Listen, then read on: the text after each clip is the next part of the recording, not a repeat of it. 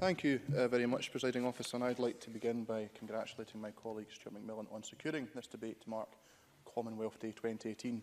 Scotland's ties with other Commonwealth countries are well known, whether it's the names of our towns and cities echoed in other settlements across the world or our widespread diaspora.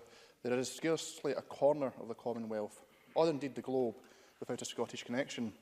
My only uncle, William Arthur, was one of many Scots who in the 1960s seized on the opportunity of cheap transit to Australia as part of the assisted passage migration scheme, making him one of the tens of thousands of £10 Poms. Willie, as he was known, spent 18 years in Australia working and starting a family before returning to Barrhead in the early 1980s. Consequently, I am one of the many Scots to have first cousins in Australia who can regularly be seen enjoying days of endless sun on pristine beaches and smug, self-satisfied Facebook posts. Having spoken of Australians, I must also mention two who have made a big impact on my life.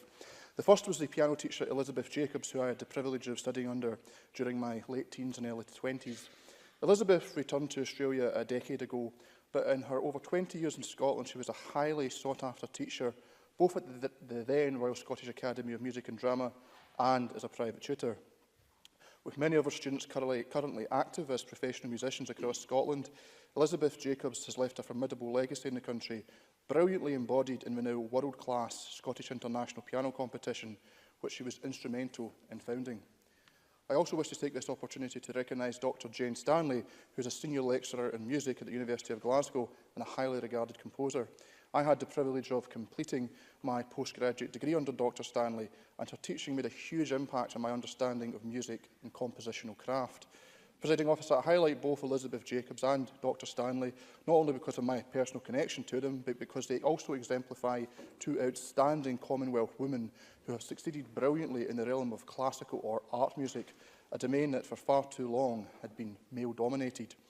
Presiding Officer, given the size of the Commonwealth, it will not have escaped your notice that I have given exclusive focus in my remarks to Australians.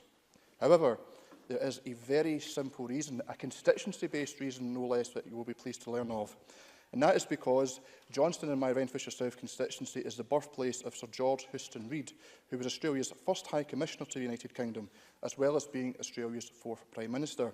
This year marks the centenary of Sir George's death, and while he may not be a household name today, he was a significant figure in his own time. In an age when debates raged on the merits of free trade or protectionist policies, plus sa chance, Sir George was a committed free trader and the most prominent leader of the Australian Free Trade Party. Having been a key player in the major political debates of his era in Australia, a Prime Minister and the first High Commissioner to the UK, one would be forgiving for thinking that these achievements represented the total of Reid's career. However, following his tenure as Australia's top diplomat to the UK, he went on to be elected to the House of Commons, where he served for the last 2 years of his life and acted as an unofficial spokesperson for the Dominions during the First World War. Presiding Officer, the story of Sir George Houston Reid, born in Johnston in my constituency, encapsulates the interconnectedness, shared values and identity that characterises the Commonwealth.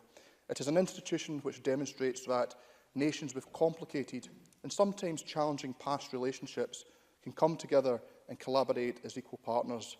The lesson we can all learn from that has never been more relevant.